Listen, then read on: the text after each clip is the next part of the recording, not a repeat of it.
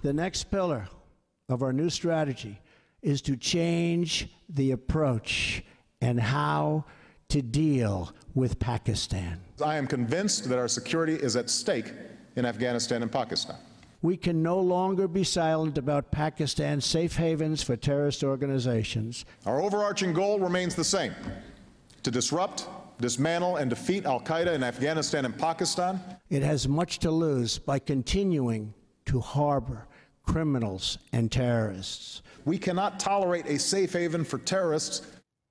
Well, President Trump's new approach to Pakistan has a familiar ring to it, and that may not be a bad thing. That may be, because that's America's only option. With us now, retired Navy SEAL and combat veteran, Republican Congressman Scott Taylor of Virginia. Congressman, I'll be the first to admit I've been so frustrated by the Afghanistan not policy, but war over the past 16 years. You just sit there and you think, wait, this isn't what we do. We fight wars, and then we bring our sons and daughters home.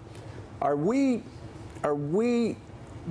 getting to a point where we realize that Afghanistan may be more like Korea, where we just have to keep a presence there to make sure we don't lose, even though we may never have a clean victory? Well, good morning. It's great to be with you. I think that is a legitimate question to be asked, and you know, we've been there for 16 years, and right now there's no end in sight, it looks like. And look, I think that the president's skepticism about Afghanistan is warranted. I know that a lot of folks feel the same way. I was happy with the strategy. I think that he did a good job last night. I think that changing the status quo is important, and then evaluating to see where we need to be in the near future, in my opinion, should then tell us what it's going to look like for the long term. No. Congressman Noah Rothman with Commentary Magazine. I am not sure if you can even speak to this, but we've been addressing the role that Russia is playing increasingly in Afghanistan. It is ramping up economic assistance, military assistance to the government in Kabul. It is also openly supporting the Taliban. Moscow says that this is an effort to keep it from being subsumed into the ranks of ISIS. American generals have testified before Congress that this is support for insurgency point blank. Is there a strategy that we can adopt in Afghanistan that would blunt the influence of Russia, or is Russia simply going to play a spoiler there for us? Do we have a strategy that can address the influence that Russia is playing in Afghanistan? Well, I think that's an excellent question as well, too. Not only do you see Russia supporting the Taliban and helping out some of the government, but you also see China in there as well, too. Obviously, we have diverging interests from both of those countries. You didn't hear that last night, but that being said, I believe that the president's strategy was certainly one more of chess as opposed to checkers. So you have to look at the totality of the region there. You have to look at all the players and how they're impacting both, for stabilization of Afghanistan itself, but also how that diverges from our own interest. So I don't know what the strategy is yet. I think that's an excellent question that you ask. I'd like to hear more on that, but we have to acknowledge the fact that they are there and they are playing a role. We do need them to help out for the stability of the region, for the stability of Afghanistan, but there's no question about it that there are some diverging interests there. Congressman Jonathan Lemire with the Associated Press. The violent clash in Charlottesville, that's obviously your home state. You have been critical of some of the president's response to that. I wanted to get your take on what he said last night, though he never mentioned the word Charlottesville by name. He was speaking about national unity, and also what you hope to hear from him tonight. He's going to be in front of a rally stage in Phoenix. If he talks about this again, what do you hope his message is?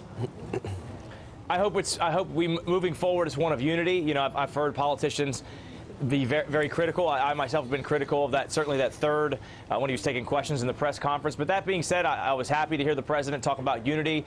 I want to see all politicians, whether you're left, right, wherever you are on the center, we shouldn't be talking about identity politics, racial politics, tribal politics. We should be speaking about building this country as opposed to tearing it down. So I was happy to hear the president last night, what he said. I hope that continues tonight. And I will also say I hope that it continues with politicians from my own state, for example, on the Democrat side and the Republican side.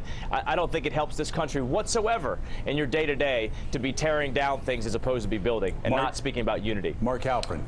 Congressman, for some pretty tough words earlier in the program for Secretary of State Tillerson. I wonder how you'd appraise how he's done so far. What's he doing well? What would you like to see him do better?